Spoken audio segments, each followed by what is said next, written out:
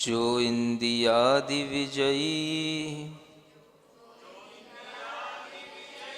भवीय उव ओगमपगम झाई कम में ही सोण रज्जदी किदतं पाणा अनुचरन्ति। जो इंद्रिय आदि का विजयी भवीय मन होकर के उपयोगम अपगम झाई उपयोग स्वरूप अपनी आत्मा को झाई माने ध्याता है, सो माने वह जीव कम में ही यानी कर्मों से न रज्जति, कर्मों से रंजित नहीं होता है, यानी कर्मों से बंध को प्राप्त नहीं होता है। कि ये तम पाणा अनुचरंती, फिर कैसे, किद माने कैसे उस जीव के लिए, तम माने उस जीव को, पाणा अनुचरंती प्राण उसका अनुचरण कैसे कर सकते हैं, माने प्राण उसके पीछे कैसे लग सकते हैं, यानी उसे प्राणों की फिर प्राप्ति कैसे हो सकती है। इसी भावार्थ को आचार्य महाराज ने पद्यानुवाद के रूप में लिखा है। योगी जितेंद्रिय बने गतमान भाते शुद्धोपयोगमय ध्याते तो कर्म रेणु जुन से न कभी लगेंगे, क्यों बार बार फिर प्राण। यह बहुत अच्छा वर्णन है। पिछली गाथा में आप लोगों ने सुना है कि संसार में कर्म से मलिन आत्मा जब देह और देह की प्रधानता वाले अन्य बाहरी विषयों से, बाहरी इंद्री के उन पदार्थों से ममत्व भाव धारण करता है, तो वह पुनः पुनः प्राणों की प्राप्ति करने के लिए कर्मों का बंध करता रहता है। यह उस संसारी आत्मा की बात बताई कि जो अनंत काल से करता आ रहा है और जिसके लिए ज्ञान नहीं है कि कैसे हम अपने इस शरीर आदि इंद्रिय प्राणों से और अपने इन इंद्रियों के विषयभूत पदार्थों से अपने आप को बचाएं। जब वह नहीं बचा पाता तो उसके लिए वह प्राण अलग अलग जन्मों में, अन्य अन्य जन्मों में मिलते ही जाते हैं। इस सिलसिले को कैसे रोका जाए, इस कार्यक्रम को कैसे रोका जाए, ये भी एक बहुत बड़ा कार्यक्रम है। सुन रहे हो ना? कार्यक्रम किसे कहते हैं? कार्य और क्रम, समझ आ रहा है? जिस कार्य से आगे का कुछ क्रम बन जाए वो कार्यक्रम कहलाता है। जो कार्य हमने आज किया वो आगे के लिए फिर कुछ करने के लिए हमें तैयार रखे है, आगे के लिए फिर हमें कुछ प्रेरित करेगा, तो वो हमारा कार्यक्रम कहलाता है। क्रम से कार्य करना या कार्य से फिर आगे का क्रम बन जाना, इसी का नाम कार्यक्रम है। और ये सबसे बड़ा कार्यक्रम हर जीवात्मा के साथ में चल रहा है। कर्म के उदय से प्राण मिलते हैं, प्राणों के माध्यम से पुनः कर्म का बंध करता है, कर्म के बंधों का उदय फिर आता है तो फिर से उसे प्राण मिलते हैं, और यही कार्यक्रम निरंतर आत्मा का बना हुआ है। इस कार्यक्रम में बल देने वाला, इस कार्यक्रम को और ज्यादा फोर्स देने वाली कोई चीज है तो वो भी आपको बताई थी कि जितना हमारा शरीर आदि के विषय में ममत्व भाव रहेगा, आसक्ति का भाव रहेगा, उतना ही ये कार्यक्रम लंबे समय तक चलेगा। सुन रहे हो? इस कार्यक्रम को देखने के लिए कोई आए या ना आए, लेकिन आत्मा स्वयं इस कार्यक्रम का दृष्टा रहता है, दर्शक रहता है, और वही इस कार्यक्रम को स्वयं बनाता है और स्वयं जगत में देखता भी है और दिखाता भी है। एक ऐसा कार्यक्रम है। अब इस कार्यक्रम को जो निरंतर बना हुआ है, निरंतर चल रहा है अनादि काल से, इसकी गति रुकी नहीं है। ऐसा कार्यक्रम है कि हम नहीं भी चाहें तो भी चलता है। और इस कार्यक्रम के लिए अपने आप इसे सामग्री मिल जाती है और वह कार्यक्रम निष्पन्न हो जाता है। इस कार्यक्रम को कैसे तोड़ा जाए, कैसे इसको ब्रेक दिया जाए, ये एक बड़ी चीज है। कार्य का जो क्रम चल रहा है, कार्य माने जो परिणति हो रही है, जो हमें फल मिल रहा है, या जो हमारे समक्ष कोई भी कार्य घटित हो रहा है, उसका जो क्रम निरंतर बना हुआ है, उसकी जो कंटिन्यूटी निरंतर बनी हुई है, उसको कैसे रोका जाए, इसको रोकने के लिए ही यह गाथा का यहां पर अवतरण हुआ है। सुन रहे हो? इसको क्या बोलते हैं? गाथा का अवतरण होना। अवतरण का मतलब होता है जो हमारे सामने कहीं से लाकर के रखा गया हो, जो हमारे सामने कहीं से प्रस्तुत हुआ हो। आचार्य कुंद देव ने अपने ज्ञान से जो हमें दिया, वह हमारे लिए अवतरण से कुछ कम नहीं है। क्योंकि जैन दर्शन में और किसी चीज का अवतरण नहीं होता, ज्ञान का ही केवल अवतरण होता है और ज्ञानी का अवतरण होता है। किसी ज्ञानी का आना, ज्ञान को देना और उस ज्ञान के माध्यम से दुनिया के लिए अपने आप में यह ज्ञान पहुंचा देना कि उस ज्ञान का उपयोग करने से हर किसी को लाभ मिलेगा, यही उसका अवतरण कहलाता है। तो यहाँ पर आचार्य बहुत अच्छी बात कह रहे हैं कि अगर आपको अपना ये कार्यक्रम रोकना हो तो कुछ बताया जाए। नहीं समझ आ रहा है? बाकी तो सब कार्यक्रम चलते ही रहते हैं और सब कार्यक्रमों में सभी लोग व्यस्त रहते हैं और बड़े उत्साह के साथ में कार्यक्रमों में भाग लेने के लिए लालायित भी रहते हैं। लेकिन एक कार्यक्रम अपने लिए, एक कार्यक्रम अपने लिए। जितने भी कार्यक्रम हैं, हम उनमें हमेशा दर्शक बनते हैं उन कार्यक्रमों को देखने के लिए।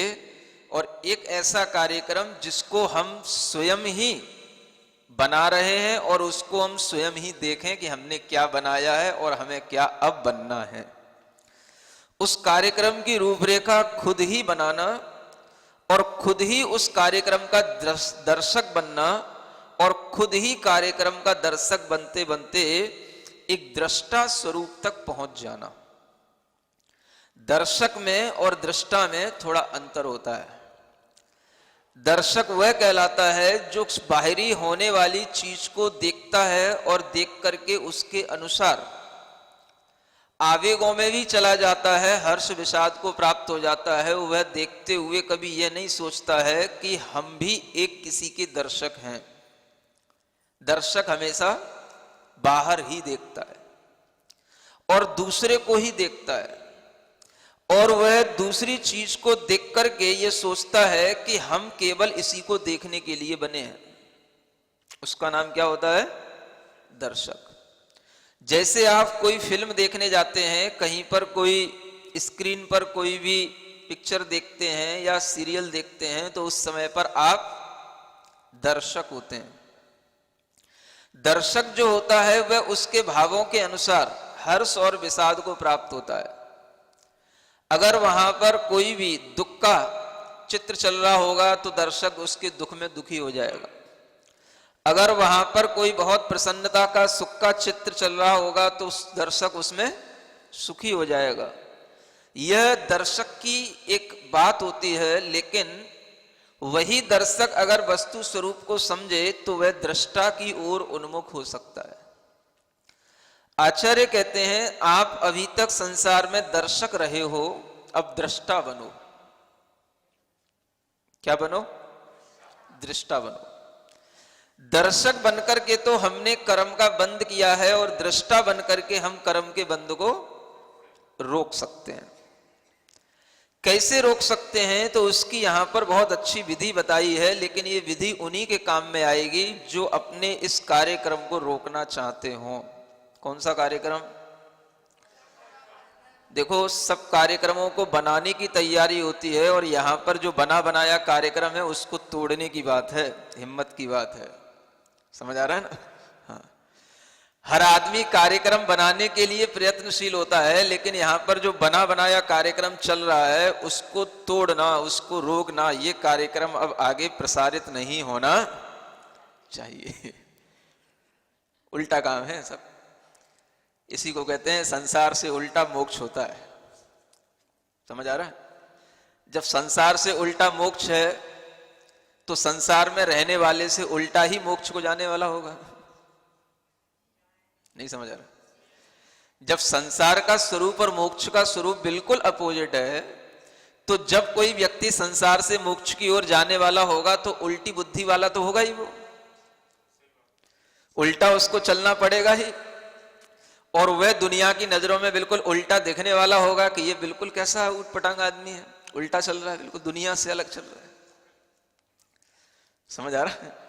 देखो बिल्कुल सच बात है, क्योंकि जब संसार का स्वरूप और मोक्ष का स्वरूप बिल्कुल विपरीत है, तो जो संसार से अलग हटेगा, संसार से विपरीत दिशा की ओर जाएगा, तो उसके सब कार्यक्रम विपरीत चलेंगे। संसारी प्राणी हर कार्यक्रम को आगे बढ़ाने की कोशिश करता है, और जो मोक्ष जाने वाला मुमुक्षु होता है वो हर कार्यक्रम को रोकने की कोशिश करता है।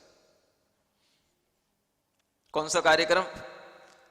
दूसरे के कार्यक्रम नहीं, अपने अंदर जो कर्म बंध का कार्य और उस कार्य के माध्यम से पुनः कर्म बंध के लिए ये इंद्रियों का प्राप्त होना, और फिर इन इंद्रियों के माध्यम से कर्मों का फिर बंद होना, ये इंद्रियों के माध्यम से कर्मों का बंद और कर्मों के कारण से पुनः इंद्रियों की प्राप्ति, ये जो कार्य का क्रम बना हुआ है, इस कार्यक्रम को रोकने वाला ही मुमुक्षु कहलाता है।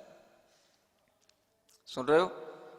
वो मुमुक्षु कोई भी हो सकता है, बस मन में ये भावना होनी चाहिए कि हाँ अब ये कार्यक्रम बहुत चल गया है, अब इट शुड बी स्टॉप्ड।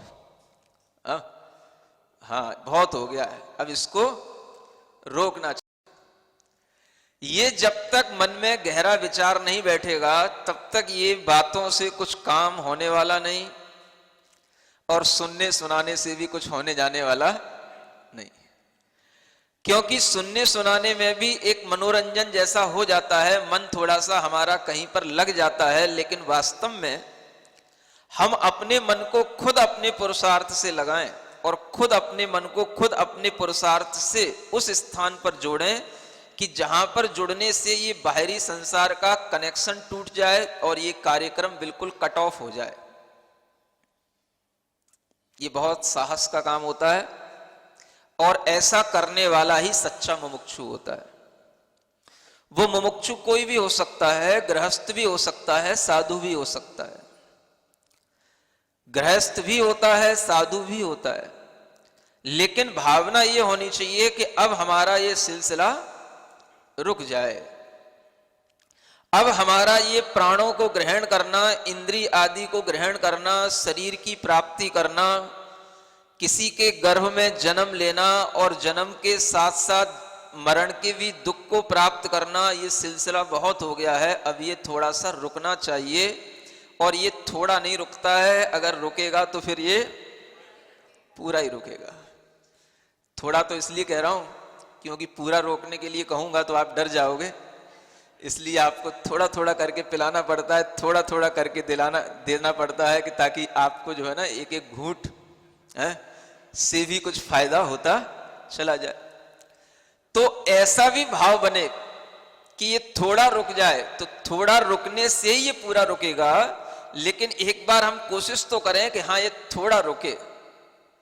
तो कैसे रुके, उसके लिए बहुत अच्छी विधि इस गाथा में बताई गई है, और ये बहुत अच्छी गाथा है। इस सिलसिले को रोकने की इसमें उपाय बताया है, तरीका बताया है। क्या तरीका है? तो सबसे पहले आचार्य कहते हैं जो इंद्रियादि विजयी भवीय, पहले क्या करना, इंद्रियों के जो विषय हैं उन विषयों पर विजय प्राप्त करो। ऐसा होकर के ही आप आगे का कुछ काम कर पाओगे जो हम बताने जा रहे हैं। पहली कंडीशन यह है बस इसी कंडीशन में सब फेल हो जाने। जो इंदी आदि विजयी भवीय, माने भवीय माने होकर के, पहले ये होना चाहिए, उसके बाद में फर्दर कोई स्टेप आगे आएगा। हाँ, फर्स्ट कंडीशन इज कंकर अवर सेंसेस, सेंसुअल ऑब्जेक्ट्स। इनको जीतो। कैसे जीतो ये हम अब यहां नहीं बताएंगे डिटेल में, लेकिन आप इनको जीतो।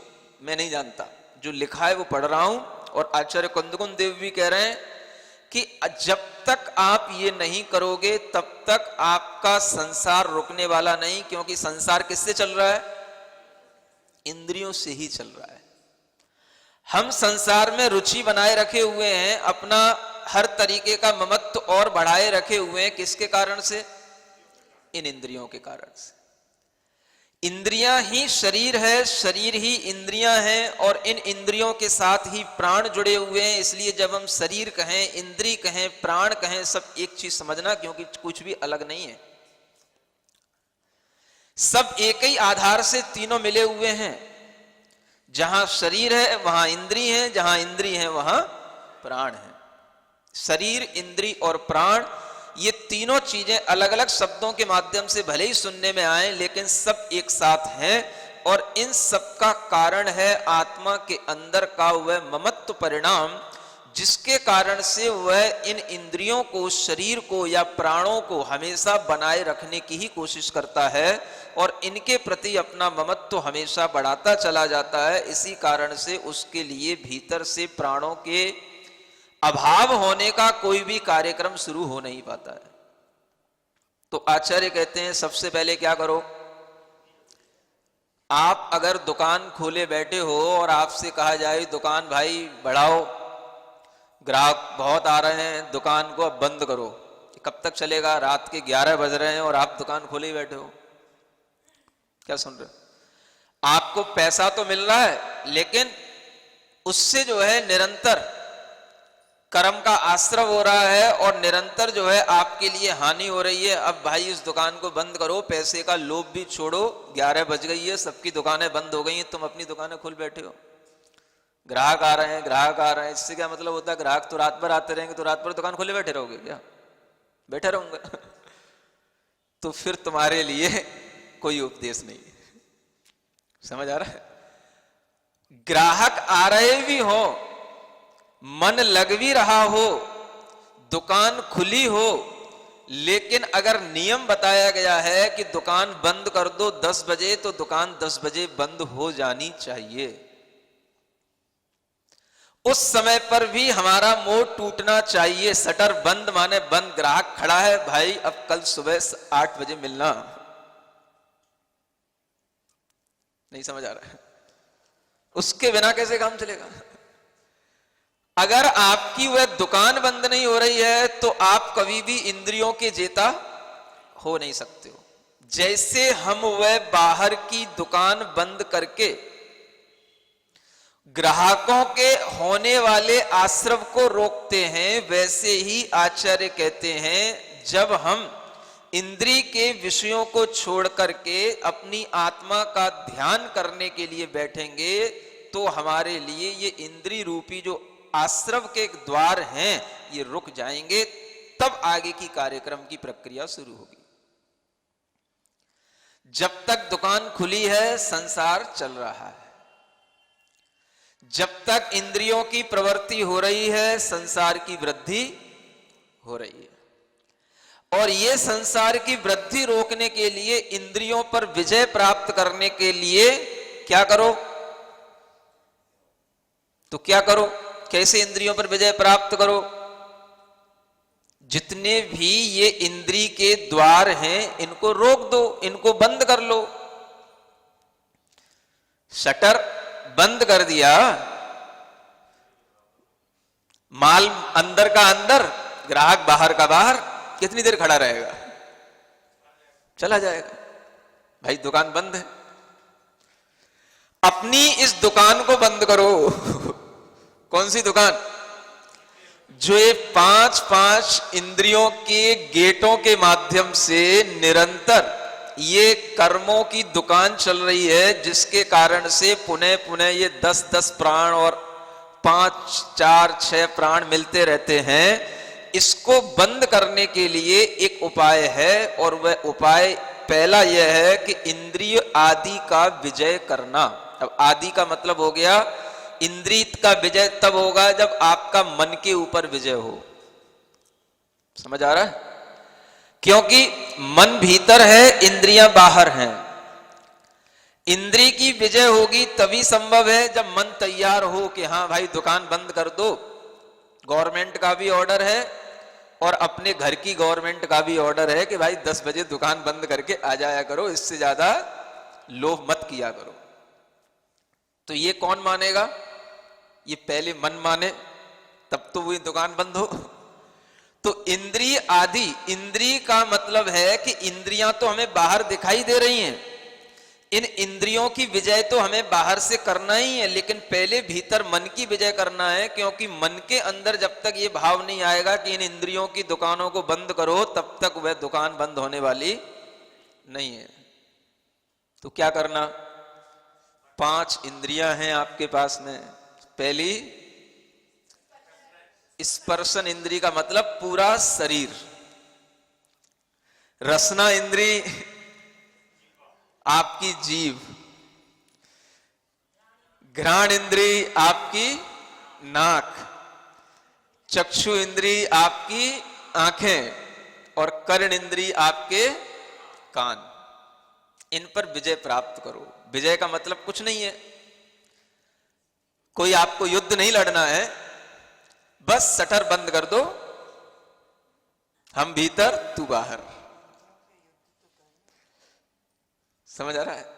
युद्ध तो तब करना पड़ता है जब मन नहीं मानता है, और अगर मन मान गया तो फिर युद्ध करने की कोई आवश्यकता नहीं है।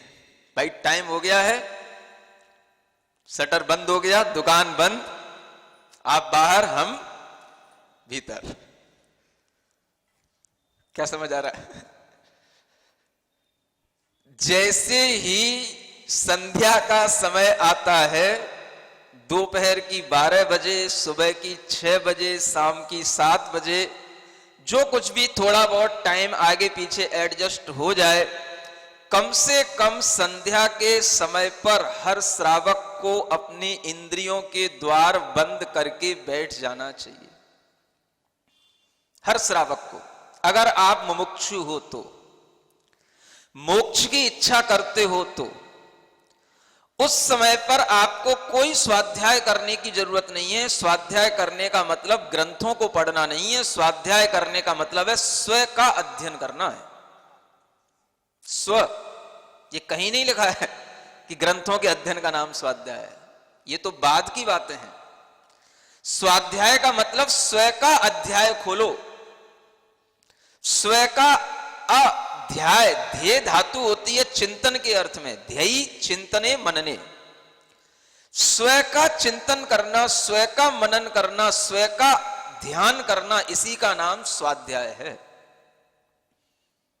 लेकिन लोगों ने स्वाध्याय को केवल बस गद्दी पर बैठ करके शास्त्र को वांचना और शास्त्र को सुनाना, इसका नाम समझ रखा है, और स्वाध्याय का जो गहरा अर्थ था वो भूल चुके हैं।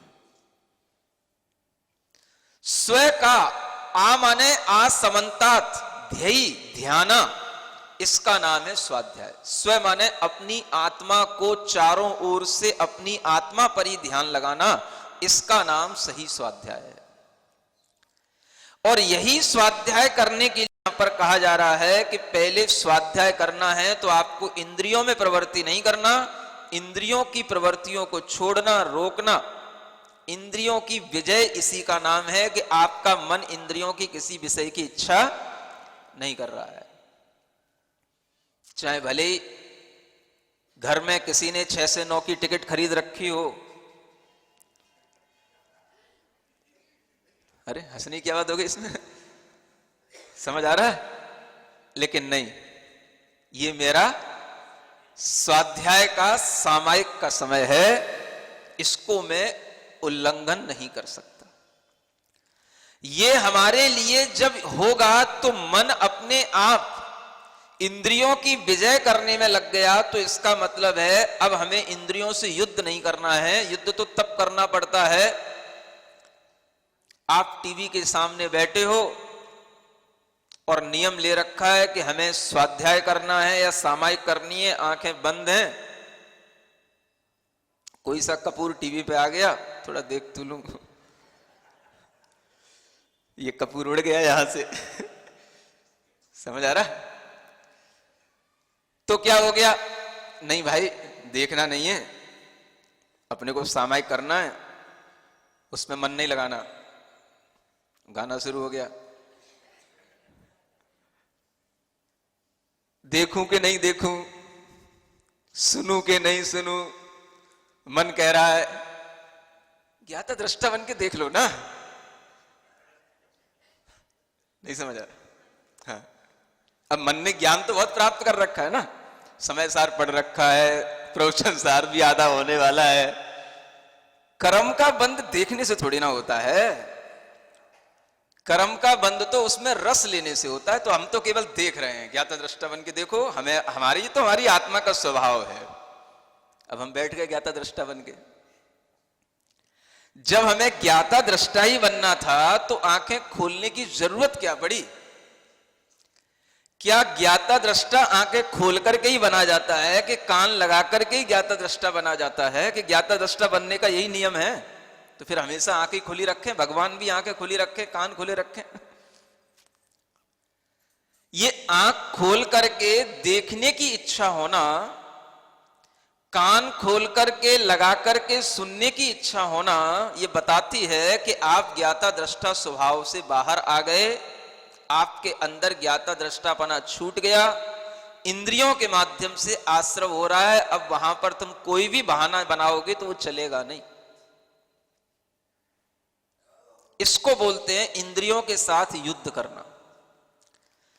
अब वो इंद्रियों के साथ युद्ध क्यों हो रहा है? तो मन कह रहा है कि नहीं, बहुत दिनों बाद ये गाना सुनने को मिला है, बहुत दिनों बाद ये कपूर और बच्चन देखने को मिला है, थोड़ा देख तो लो।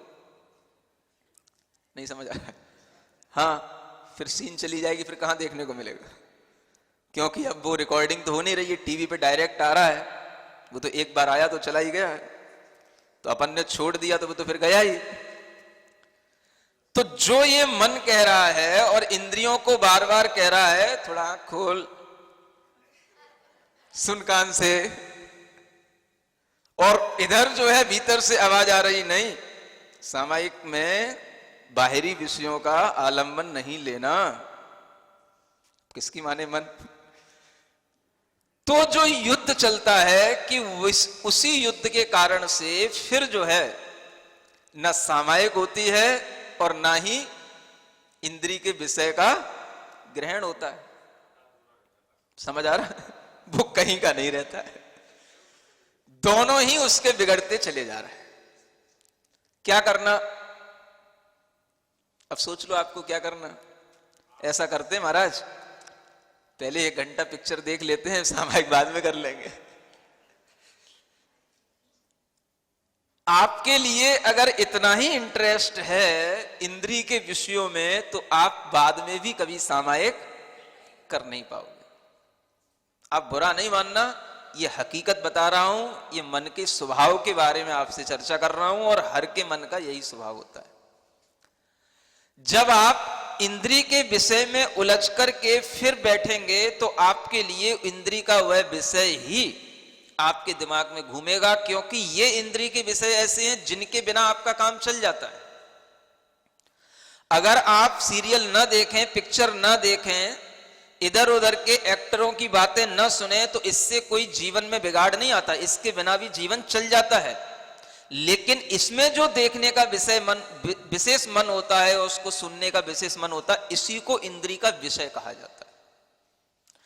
आप दुकान बढ़ा करके आए, व्यापार अपना बंद कर करके आए, आप घर में आए और आकर के जो है बैठ गए, आपने अपना भोजन पानी किया और आप जो है सामायिक में बैठ गए, तो आपके लिए कोई दिक्कत की बात नहीं होगी, क्योंकि वो तो हमारा व्यापार था और वो व्यापार हमारे लिए एक आजीविका का साधन था, हमने उस व्यापार को पूरा करके अपना समय निकाला।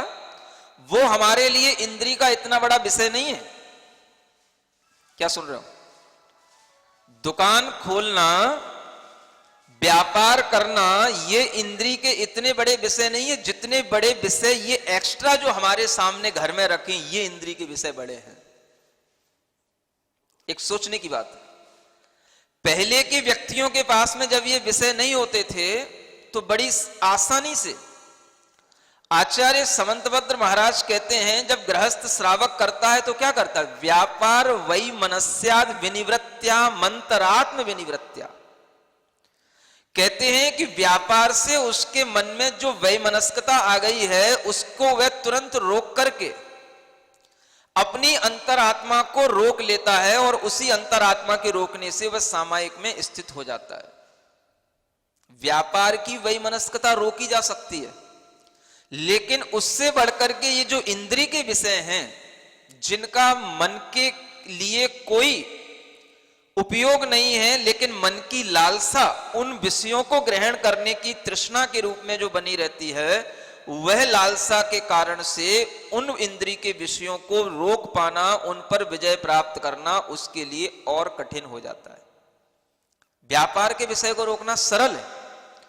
दुकान बंद हो गई, ग्राहक चले गए, अब उसको उससे कोई लेना देना नहीं, कल का काम कल देखा जाएगा। वो चाहेगा तो अपने घर में आकर के या दुकान के अंदर ही शटर डाल करके बैठ जाएगा, तो सामायिक करने में उसको दिक्कत नहीं जाएगी। क्या सुन रहे हो? लेकिन अगर शटर डाल करके टीवी देखेगा, मोबाइल चलाएगा, तो सामायिक नहीं कर पाएगा। इंद्रिय के विषय ये और बढ़ गए।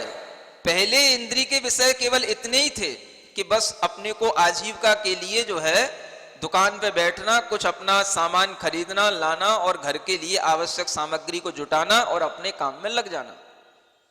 तो आचार्य कहते हैं गृहस्थ भी सामायिक करे, और सामायिक करने का नियम बताया।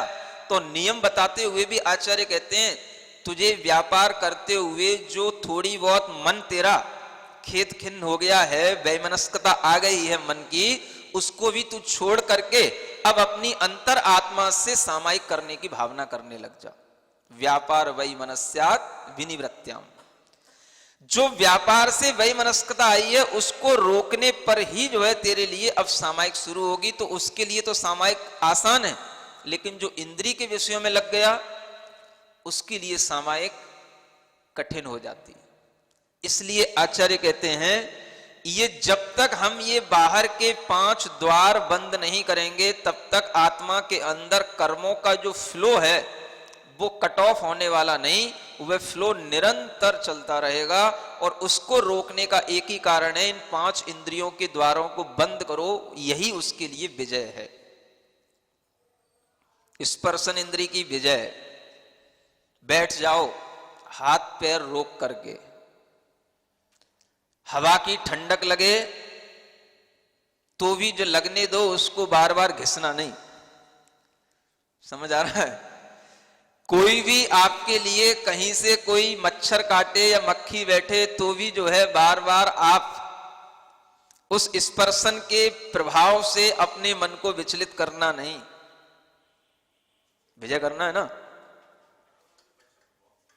समझ आ रहा है? स्पर्शन इंद्रिय की विजय। रसना इंद्रिय कहती है कि मेरा इसके बिना काम नहीं चलता है, तो उस रसना इंद्रिय को भी रोक करके बैठना कि अभी तेरे लिए कोई काम नहीं है, तेरा जितना काम था वो हो चुका है, आज वो मिला ही नहीं जो हमें रोजाना मिलता था। अब ये उस सामायिक में याद नहीं करने का। नहीं समझ आ रहा है? मन में किसी भी तरह से इंद्रिय के विषय की चाहत नहीं होना, और ये सब चीजें आपके लिए होने लग जाती हैं क्योंकि आप कहते हो मन तो अभी खुश हुआ ही नहीं, सामायिक कैसे कर लूं, ध्यान कैसे कर लूं। तो मन को खुश करने के लिए सामग्री मिली ही नहीं रसना इंद्रिय को। तो रसना इंद्रिय कहती नहीं नहीं मैं अभी चुप नहीं बैठ सकती, तो वो याद दिलाती है। क्या याद दिलाती है? आज मन नहीं हो रहा है, आज कुछ मिला ही नहीं, आज मन माफी कुछ हुआ ही नहीं। समझ आ रहा है?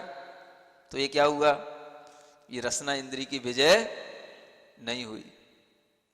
घ्राण इंद्री भी कम नहीं है, समझ आ रहा है? कोई भी तरह की खुशबू, सुगंध, किसी भी तरह की स्मेल थोड़ा सा ये मिल जाए तो बड़ा अच्छा फील होने लग जाए। क्या अच्छा फील होने लग जाए? ये भी विषय उसके लिए जरूरी नहीं है।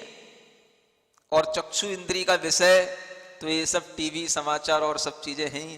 कर्ण इंद्री के विषय ये सब सिंगिंग, सॉन्गिंग सब है ही।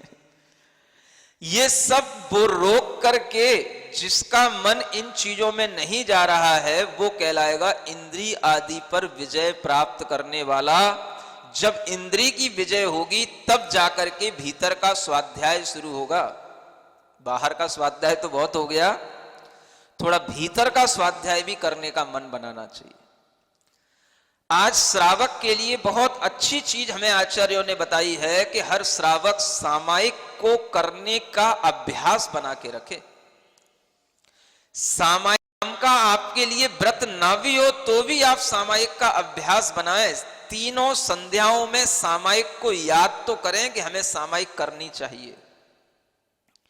यह अभ्यास होना ही एक जैन श्रावक की बहुत बड़ी पहचान होती है। क्योंकि जैन श्रावक अगर कहीं पर भी बैठ करके आंख बंद करके अपनी आत्मा का, परमात्मा का ध्यान करेगा तो अपने आप ये समझ में आएगा कि ये जैन श्रावक है, ये अपनी आत्मा का, परमात्मा का ध्यान कर रहा है। ये उसकी एक पहचान होती थी, ये पहचान भी खो गई है। इंद्री के विषयों ने जैन श्रावक की इस पहचान को भी लुप्त कर दिया है। अब हमेशा आंखें, कान, इंद्रियां सभी चलती रहती हैं, बंद कभी कुछ भी दिखता ही नहीं।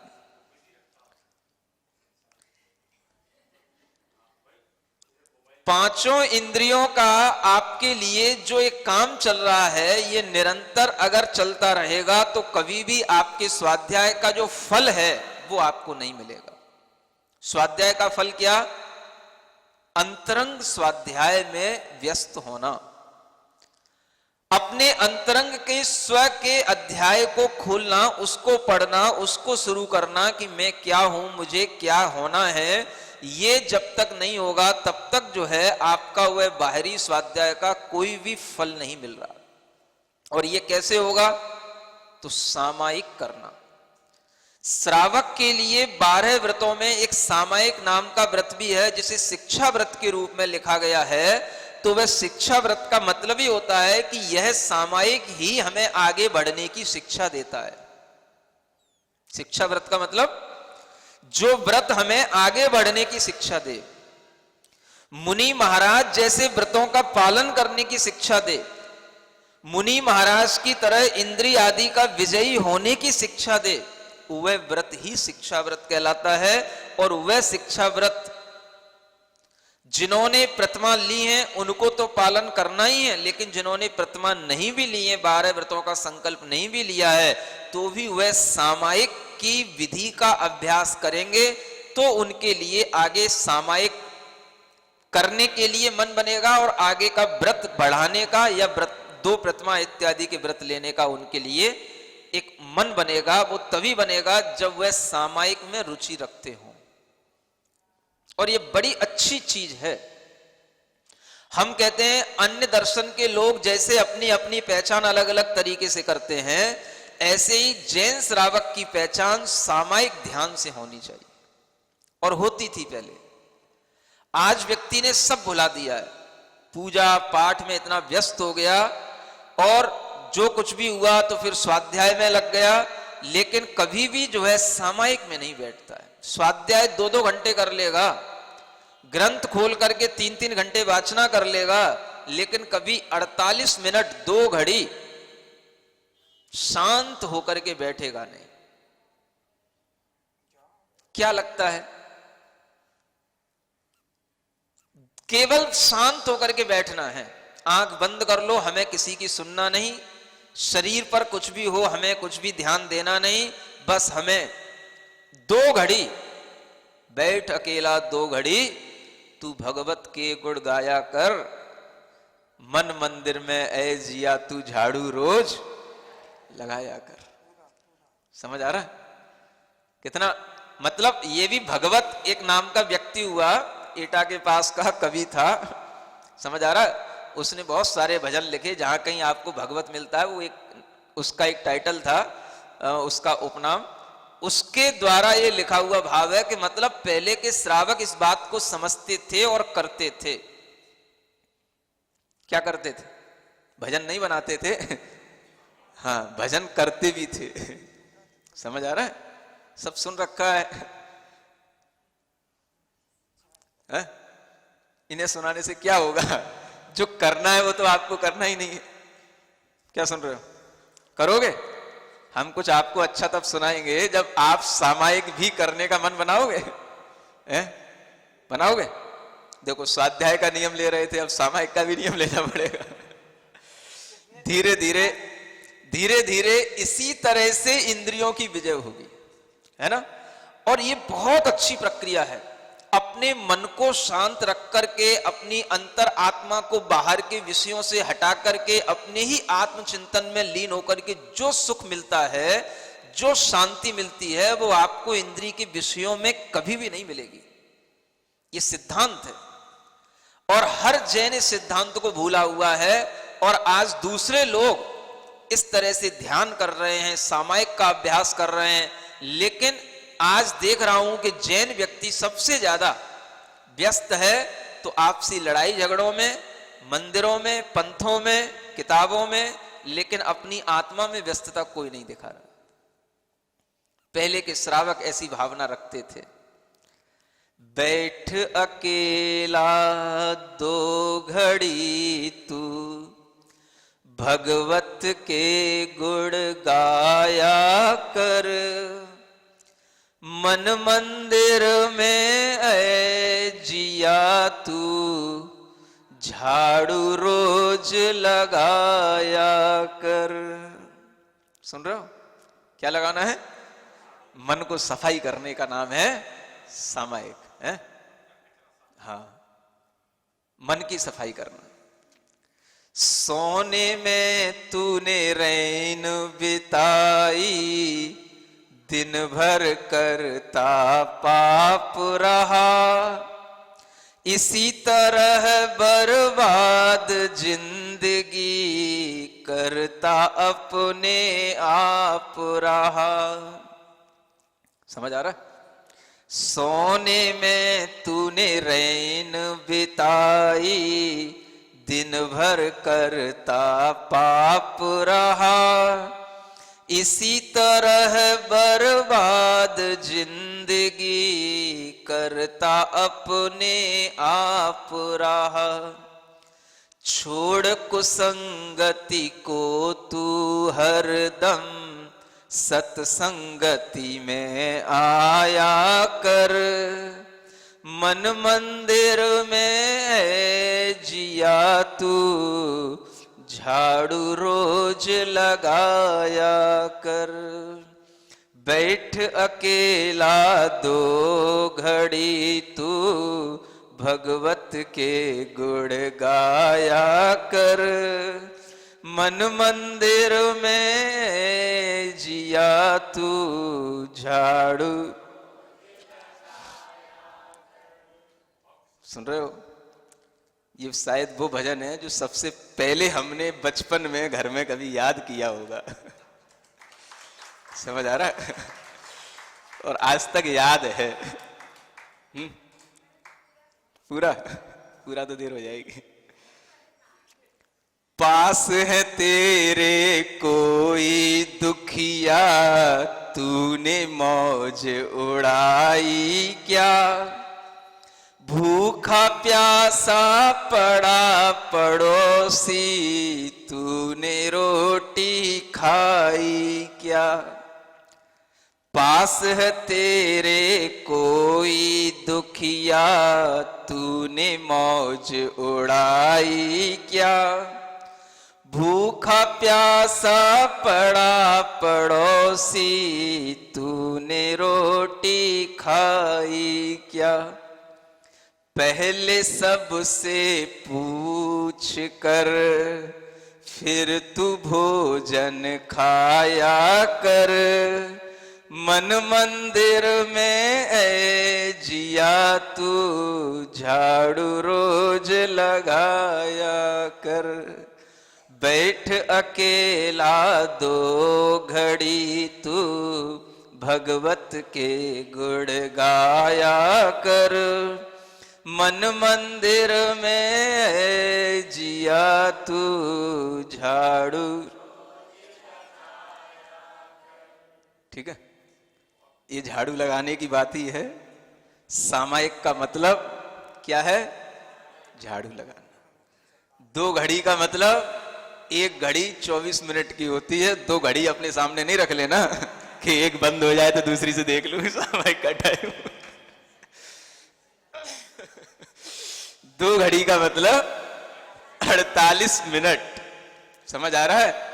आंख बंद करके 48 मिनट भीतर से जागृति रखते हुए अपना एक सामायिक का कार्य होना चाहिए। यही अभ्यास आपको यहां तक पहुंचाएगा, क्योंकि इंद्रिय आदि की जय का अभ्यास यहीं से शुरू होता है। स्वाध्याय से शुरू नहीं होता है, सामायिक से शुरू होता है। आपको उस सामायिक में बाधा आएगी, आ सकती है। कहीं खुजली मचेगी, कहीं मक्खी बैठेगी, कहीं मच्छर बैठेगा, होगा, जो भी हो आप उसको हटा सको तो हटाओ, सहन हो सके तो सहन करो, लेकिन एक शुरू तो करो कि आखिर हमें ऐसा करना है। नहीं समझ आ रहा? हम कोई भी बिजनेस होता है तो वहां तो हम शुरू करते हैं बिल्कुल जीरो से कि भाई हाँ हमें बिजनेस शुरू करना है, तो हमें आगे धीरे धीरे बढ़ेगा। और जब धर्म की बात आती है तो वहां पर हमें चाहिए पूरा का पूरा परफेक्शन एक ही बार में। अब हमसे सामायिक में बैठ करके मच्छर काटते हैं तो सहन नहीं होता, इसलिए हम सामायिक नहीं करते हैं। मक्खी नाक पर बार बार बैठ जाती है, हिलानी पड़ती है, इसलिए सामायिक नहीं करते हैं। ये कौन सी बात हुई भाई? अरे तू मक्खी हिला लेना, नहीं सहन हो रही कोई बात नहीं, कम से कम उतनी देर तूने संकल्प तो किया कि मुझे सामायिक करना है, मैं बैठूंगा, हिला भी लूंगा तो भी बाद में नमोकारी पढ़ूंगा, बाद में परमात्मा का ही ध्यान करूंगा। तो धर्म के काम में उसे सबसे पहले ही स्टेप पे परफेक्शन चाहिए, पूरा का पूरा एक ही बार में परफेक्ट होना चाहिए। तभी मैं भक्तामर इसलिए नहीं पढ़ता क्योंकि अशुद्ध पढ़ा जाता है। भले आदमी एक ही बार में तो शुद्ध पढ़ने लग जाएगा। मैं तत्वार सूत्र इसलिए नहीं पढ़ता कि मैं अशुद्ध पढ़ लेता हूं इसलिए सत्वार सूत्र नहीं पढ़ता। अरे पहले पढ़ना तो सीख, पढ़ तो, जब अशुद्ध पढ़ेगा तभी तो शुद्ध होगा। नहीं, अशुद्ध पढ़ने से पाप लगता है इसलिए पढ़ना ही नहीं। समझ आ रहा है? व्रतों को इसलिए ग्रहण नहीं करता क्योंकि उसमें अतिचार लगते हैं, बिना अतिचार के व्रतों का पालन हो ही नहीं। इसलिए पहले हम निरतिचार हो जाएं फिर व्रतों को धारण करेंगे। गजब कर दिया। पहले व्रत लेगा तब अतिचारों से रुकेगा कि पहले निरतिचार हो जाएगा तब व्रत आएंगे? ये उल्टी पढ़ाई कहां से आती है? तो जिन लोगों को व्रत नहीं लेना, जिन लोगों को स्वाध्याय नहीं करना, जिनको सामायिक नहीं करना, उनके ज्ञान में ये उल्टा ज्ञान उन्हें पहले से शिक्षा दे देता है। कहीं से भी सीख सकते हैं और खुद उनके मन में भी ये ज्ञान आ सकता है, लेकिन ये ज्ञान भी आपका गलत है, क्योंकि आप किसी भी तरह से धर्म के मार्ग पर चलेंगे या कोई भी अपनी ये स्पिरिचुअल प्रैक्टिस करेंगे तो उसमें भी आपको कुशल बनने के लिए ये चीजें सामने आएंगी। आप किसी इंद्रिय की विजयी नहीं हो पा रहे हैं, कोई बात नहीं, इसका मतलब ये नहीं है कि हमें अपना संकल्प ही तोड़ देना है। जब हम आंख बंद करके बैठेंगे तभी तो दिखाई देगा कि कौन क्या मांग रहा है। नासिका सुगंध मांग रही है कि रस मांग रही है कि स्पर्शन कोई ठंडा गर्म मांग रहा है, क्या मांग रहा है? जब आंख बंद करके बैठोगे तभी तो समझ में आएगा। फिर उसको समझाओ। उस समय पर अपने उस समय को इसी समझाने में भी निकाल दोगे तो भी आपके लिए वह एक अभ्यास कहलाएगा। लेकिन ये नहीं होता है। ये इसलिए नहीं करता, फिर आदमी एक और उससे बड़ा बहाना ये बना के रख बैठता है कि ऐसा करने से दोष लगता है, या ऐसा करने से हमें कुछ फायदा नहीं मिलता, या ऐसा हमसे होता ही नहीं इसलिए हम ऐसा करते ही नहीं। तो ये एक बहुत बड़ा, कहना चाहिए, अभ्यास नहीं करने का एक बहाना है। लेकिन हर व्यक्ति को ये अभ्यास करना चाहिए। जब तक हम शांत नहीं बैठेंगे तब तक हमारे मन के अंदर आत्मा की शांति कैसे प्राप्त होगी? हमें शांति की अनुभूति कैसे होगी, हमें सुख कैसे मिलेगा। आखिर सुख और शांति का कोई उपाय यदि है तो ये आप चाहे जिंदगी के लास्ट बिल्कुल जब अंत में जब आप बैठे होगे तब भी आपको यही ज्ञान दिया जाएगा, और चाहे आप जिंदगी के इस मध्य के दायरे में बैठे हो तब भी आपको यही ज्ञान मिलेगा, करना आपको यही पड़ेगा। अंततः आपके लिए शांति प्राप्त करने के लिए अपनी आंखें बंद ही करनी पड़ेंगी। समझ आ रहा है? नहीं करोगे तो आंखें हमेशा के लिए बंद हो जाएंगी, हमेशा के लिए शांति मिल जाएगी। फिर वो शांति आपको नहीं मिलेगी, आपके घर वालों को मिल जाएगी। फिर वो शांति कर्म करेंगे, शांति विधान करेंगे, बहुत बढ़िया शांति मिल गई इसलिए शांति विधान कर रहे हैं। समझ आ रहा है? ये शांति का अभ्यास करो। सामायिक का मतलब क्या है? आखिर हमें क्या चाहिए? अपने मन का सुख, अपने मन की शांति के लिए तो दुनिया जी रही है, और उसके लिए ही ये कहा जा रहा है जब तक आप शांत होकर के नहीं बैठोगे, जाप नहीं करोगे, स्वाध्याय नहीं करोगे, तब तक आपके लिए मन को शांत करने का कोई तरीका आएगा ही नहीं। ये करते करते ही इंद्रियों की विजय करने वाले जो साधु होते हैं, जिनके 5 मूल गुण इसी रूप में होते हैं, इंद्रिय निरोध रूप 5 मूल गुण, ये उनके लिए लिखा है।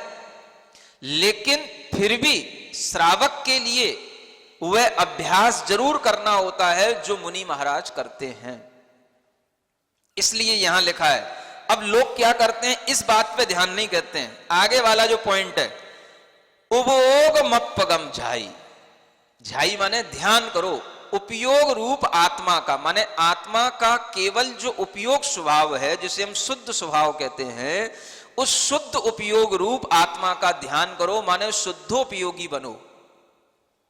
तो इसको तो हाईलाइट हो रहा है, शुद्धोपयोगी बनो, शुद्धोपयोग की चर्चा करो, शुद्धोपयोग करो, शुद्ध आत्मा का ध्यान करो, इसको तो हाईलाइट कर रहे हैं। और उसको करने के लिए जो पहला प्रोसेस है उस पर कोई विचार नहीं है। नहीं समझ आ रहा? इंद्री की विजय करो, ये तो सब हो जाएगा अपने आप, तुम तो बस शुद्ध आत्मा का ध्यान करो। कैसे कर लो भाई? पहले दुकान बंद तो करो, शांत होकर के दुकान के अंदर बैठोगे तब तो कुछ तुम्हें पता पड़ेगा कितना कमाया, कितना नुकसान हुआ। अब दुकान खुली है, ग्राहक भी आ रहे हैं, और कमाई का लेखा जोखा कैसे कर लोगे? नहीं समझ आ रहा? अपनी अंतरात्मा का ध्यान, कर्मों से बचना, क्या हमारे लिए अशुभ भाव हुए, क्या हमें अशुभ से बचना, कैसे हम शुभ भाव करें। शुद्ध आत्मा का ध्यान करना तो दूर की बात है, पहले हमारे लिए शुद्ध आत्मा की भावना भी तो आए। गृहस्थ के लिए कभी भी शुद्ध आत्मा का ध्यान नहीं होता, ऐसा आचार्यों ने लिखा हुआ है। शुद्ध आत्मा की भावना कर सकता है गृहस्थ, लेकिन कभी भी शुद्ध आत्मा का ध्यान नहीं कर सकता, क्योंकि उसे अभी कुछ भी शुद्ध आत्मा तक पहुंचने की उसकी कहीं से कहीं तक ना उसके पास में नॉलेज है और ना उसके पास में मन की स्थिरता है। वह शुद्ध आत्मा तक पहुंचने वाली ना उसके पास में कोई ध्यान की प्रक्रिया है, ना अभी उसके पास में इतना श्रुत ज्ञान की प्रबलता है जिनके माध्यम से शुद्ध आत्मा की परिणति को प्राप्त किया जाता है। तो वह क्या करता है? तो आचार्य जयसेन जी महाराज इन्हीं प्रवचन सार आदि ग्रंथों की टीकाओं में लिखते हैं कि सामायिक के समय पर गृहस्थ भी, श्रावक भी शुद्धात्मा की भावना करे। भावना का मतलब शुद्धात्म स्वरूपो। समझ आ रहा है? ये क्या है? ये शुद्धात्मा की भावना है। इससे ये मत समझ लो कि मैं शुद्धोपयोगी हो गया। शुद्धोपयोगी होने का मतलब है आत्मा का उपयोग जो है बिल्कुल शुद्ध हो जाना, और शुद्ध तब होगा जब उस पर ना कोई मोह, ना कोई कषाय, कुछ भी ना हो। अभी कैसे संभव हो जाएगा? अनंतानुबंधी कसाय चली गई, इसका भी ठिकाना नहीं है। अब प्रत्याख्यान कसाय है, घर में बैठे हो, ये बिल्कुल स्पष्ट हो रहा है। प्रत्याख्यान कसाय है, अभी व्रत नहीं लिए, स्पष्ट हो रहा है। संजुलन कसाय है, स्पष्ट हो रहा है। हर मिथ्यात्व के परिणाम दिखाई दे रहे हैं और कह रहे हैं हमारा उपयोग शुद्ध है, मैं शुद्धोपयोगी हूं, शुद्धोपयोगमय मेरा जीवन है। कैसे हो जाएगा?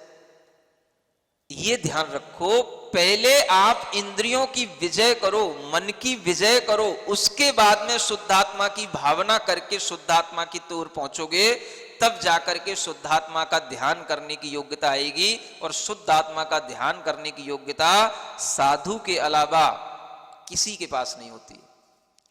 गृहस्थ के लिए शुद्धात्मा की भावना हो जाएगी, धर्म ध्यान हो जाएगा, लेकिन शुद्धोपयोग नहीं होगा। उसका उपयोग शुभोपयोगी रहेगा, लेकिन वह अच्छा क्वालिटी वाला शुभोपयोग बन जाएगा। जो शुद्धोपयोग के निकट वाला भी हो वो भी पहुंच जाएगा, लेकिन अच्छी क्वालिटी का शुभोपयोग भी बहुत कीमती चीज है। ये भी करने के लिए आपको ऐसा करना पड़ेगा, अपने उपयोग स्वभाव रूप आत्मा का ध्यान करना। आत्मा कैसा है? उपयोगमय। समझ आ रहा है? उपयोगो लक्षणम। तत्व सूत्र में पढ़ा है? समय सार जी महान ग्रंथ में लिखते हैं, उवोगे उवोगो कोहादिशिणत्थि को वि उवोगो कोहे कोहो चे वही उवोगे नत्थि खलु कोहो। क्या कहते हैं आचार्य? यही आचार्य कुंद देव। उवोगे उवोगो, उपयोग में ही उपयोग को लगा के रखो। कोहादिशु नत्थि को भी उवोगो, क्रोध आदि में तुम्हारा कोई उपयोग नहीं है, क्योंकि क्रोध आदि तुम्हारे भाव नहीं है। क्रोध मान माया राग द्वेष ये सब कर्म जनित भाव है, इसमें उपयोग को मत ले जाओ। उपयोग को उपयोग में लगा के रखो। संवर करना है तो ये संवर अधिकार की सबसे पहली गाथा है समयसार जी की। उभोगे उभयोगो कोहादिशु नत्थि को भी उभोगो कोहे कोहो चे वही, क्रोध को क्रोध में ही रहने दो। उभोगे नत्थि खलु कोहो, उपयोग में तो कभी वास्तव में क्रोध आ ही नहीं सकता है, क्योंकि उपयोग स्वभाव क्रोध स्वभाव दोनों अलग अलग हैं। इसलिए उपयोग को उपयोगमय बनाओ और क्रोध को उससे भिन्न देखो, तब होगा संवर भावों का। यही यहां कहा जा रहा है कि जब हम सामायिक करते हैं, ध्यान करते हैं, तो अपनी आत्मा के उस उपयोग स्वभाव का ध्यान किया जाना चाहिए। आलंबन किसका लेना? मैं उपयोग स्वरूप शुद्ध, केवल उपयोग स्वरूप मेरा आत्मा है, उसमें कसाय योग मिथ्यात्व कर्म कलंक कुछ भी नहीं है। मैं अपने उस शुद्ध स्वभाव को अपना ध्येय बनाता हूं और उसी की भावना करता हूं। ये सामायिक में बैठ करके वो भावना करता है। जब उसका मन अपने अपने शुद्ध उपयोग की तरफ नहीं जाता है तो फिर वो देखता है ये अरिहंत भगवान, ये सिद्ध भगवान, ये आचार्य उपाध्याय साधु, ये सब रत्नत्रय से शुद्ध आत्माएं हैं। इनमें फिर अपना मन लगाता है तो फिर वो नमोकार मंत्र पढ़ने लग जाता है, उनके स्वरूप का ध्यान करने लग जाता है।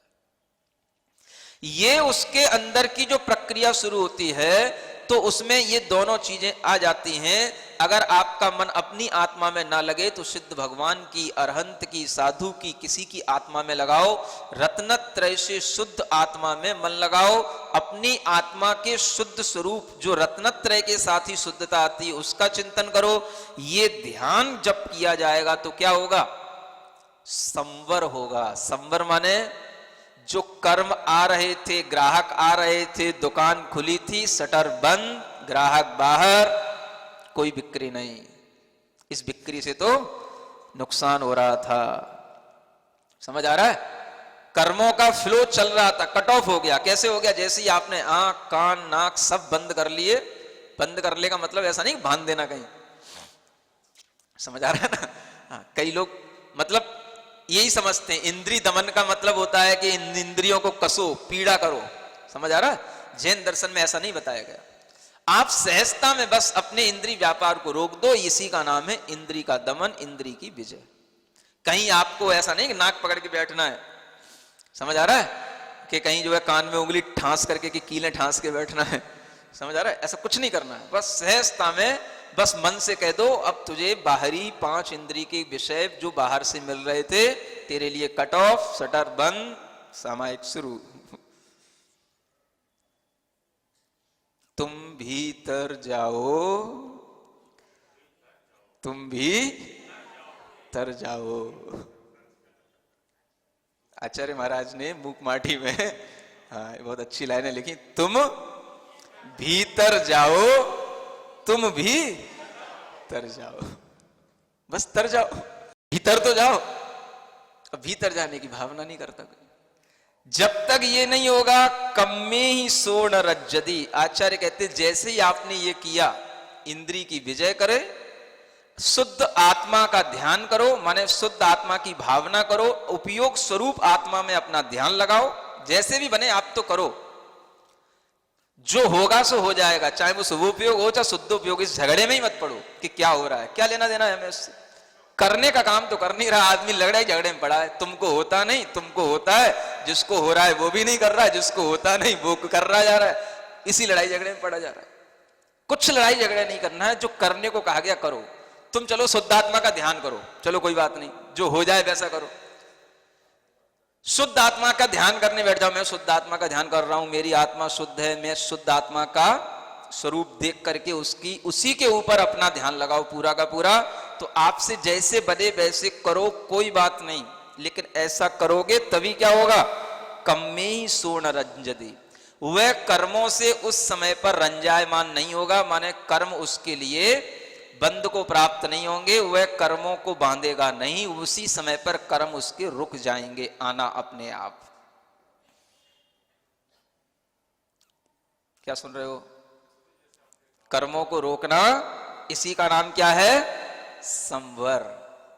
समझ आ रहा है? और जब ये हो जाएगा, माने हम बाहर के कर्म नहीं, इंद्रियों के विषय नहीं चाह रहे, बाहर से हमारे लिए कर्म अब नहीं आ रहा है, अंतरंग में हमारा भाव कर्म भी रुक गया। भाव कर्म मतलब जिन भावों से हमारे लिए कर्म आते थे वो भाव भी हमारे रुक गए। भाव किसमें चला गया, शुद्ध आत्मा के स्वरूप का चिंतन ध्यान करने में लग गया। उसी का नाम संवर है, और उसी संवर से साथ में निर्जरा होगी। अगर आप लंबे समय तक ये करोगे तो उसी से निर्जरा होगी। यही संवर और निर्जरा फिर मोक्ष का कारण बनेगा। जब मोक्ष का कारण बनेगा तो प्राणा, फिर क्या लिखा है, किदितम प्राणा अनुचरंती, फिर उसके लिए प्राण उसका पीछा कैसे करेंगे। अनुचर माने पीछा करना, प्राण तुम्हारे पीछे पड़े हैं। क्या समझ आ रहा है कि तुम प्राणों के पीछे पड़े हो? प्राण अपने पीछे पड़े हैं। नहीं समझ आ रहा है? मैं तुझे छोड़ूंगा नहीं, तुझे फिर अगले जन्म में प्राण दिलाऊंगा तेरे। क्यों? क्योंकि इस जन्म में तूने अपने प्राणों से कोई पूर्ति की नहीं, इस जन्म में तूने अपने प्राणों में कोई संतुष्टि लाया नहीं, क्योंकि चैतन्य प्राण जो था उसको तूने देखा नहीं, तू मुझे यही प्राणों को चाहता रहा, तो अब अगले जन्म में भी तुझे यही प्राण मिलेंगे। प्राण तेरे पीछे पड़े हैं। क्या समझ आ रहा है? आप कभी कहते हो ना, इससे कैसे पीछा छुड़ाऊं, कैसे इससे प्राण बचाऊं, किससे प्राण बचाऊं? पत्नी से, बच्चों से। प्राण किससे बचाना? अरे प्राण अपने ही प्राणों से अपने ही प्राणों को बचाना। अपने व्यवहार प्राणों को छोड़ करके निश्चय प्राणों को बचाना।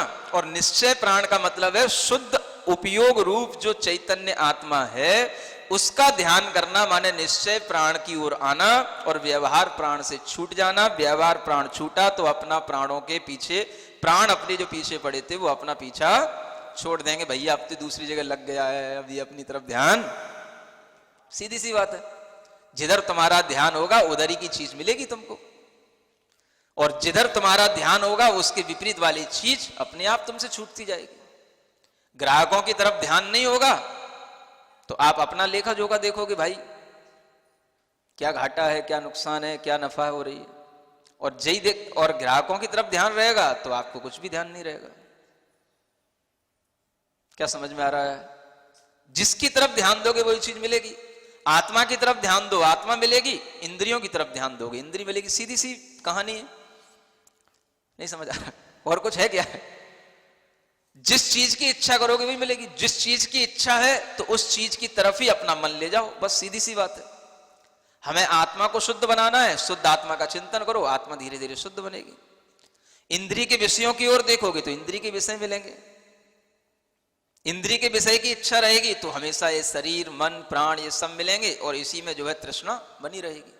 तो आचार्य कहते हैं इन प्राणों से पिंड छुड़ाने का यही तरीका है, और कोई तरीका नहीं है। किनसे पिंड छुड़ाने का? दूसरों से नहीं।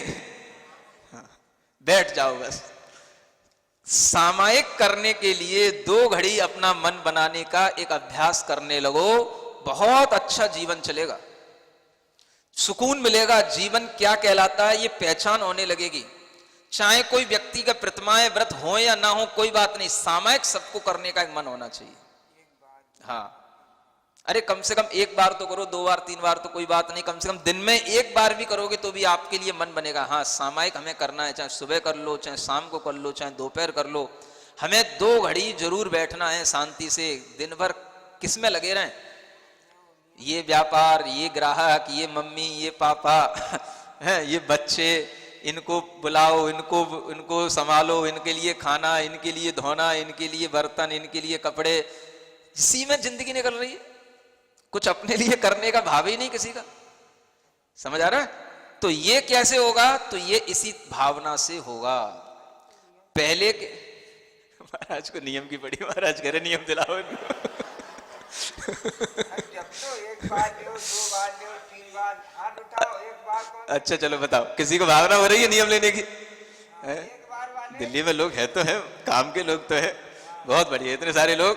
कम से कम हम दिन में 1 बार 48 मिनट बैठेंगे, सब व्यापार को छोड़ करके, विकल्पों को छोड़ करके। 2 बार वाले कौन है? समझ आ रहा है? अगर चलो कोई बात नहीं, हाँ 3 समय में से किसी भी एक समय करो, कोई बात नहीं, दूसरे दिन भी कभी भी कर सकते हो, आपके ऊपर है, लेकिन करने का अभ्यास करो। ये बहुत अच्छी प्रक्रिया है। इसी के माध्यम से हमें पता पड़ेगा कि भीतर हमारी आत्मा का स्वरूप क्या है। 2 बार वाले, ठीक है ना? 2 बार वाले। क्या बोल रहे हो? हाँ ये यूएस से आए, हाँ क्या बोल रहे हो? हाँ देखो, आप उसकी चिंता मत करो। यूएस में जब भी आपको टाइम मैनेज करना हो, आप कभी भी करो, with in 24 hours, at any time you can do it. हाँ, कभी भी आप टाइम निकालो, 1 घड़ी या 2 घड़ी, समझ आ रहा है? हाँ 2 घड़ी करो, परफेक्ट करो। 2 घड़ी का टाइम ना मिलो, कम से कम 1 घड़ी करो। अब 1 घड़ी पे आ गए।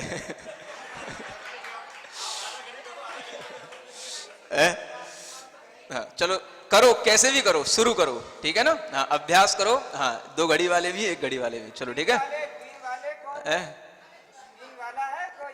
1 घड़ी 2 घड़ी, ठीक है ना? चलो बहुत टाइम हो गया, 3 बार कहने वाले अभी कोई नहीं। चलो ठीक है, धीरे धीरे करेंगे, अभ्यास करेंगे। हाँ ठीक है, आंख बंद करो, थोड़ी सी भावना करते हैं। ओम अरहम नमः।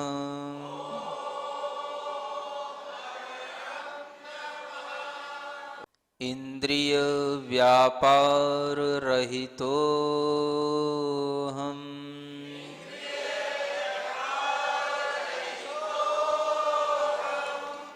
इंद्रिय व्यापार रहितो हम,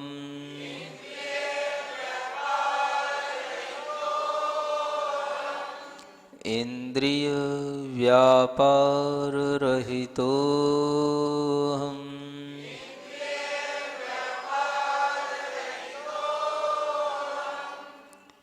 उपयोग स्वरूपो हम,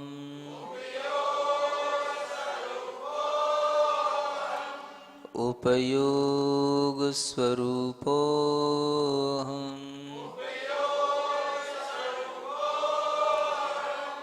उपयोग स्वरूपो हम, सोहम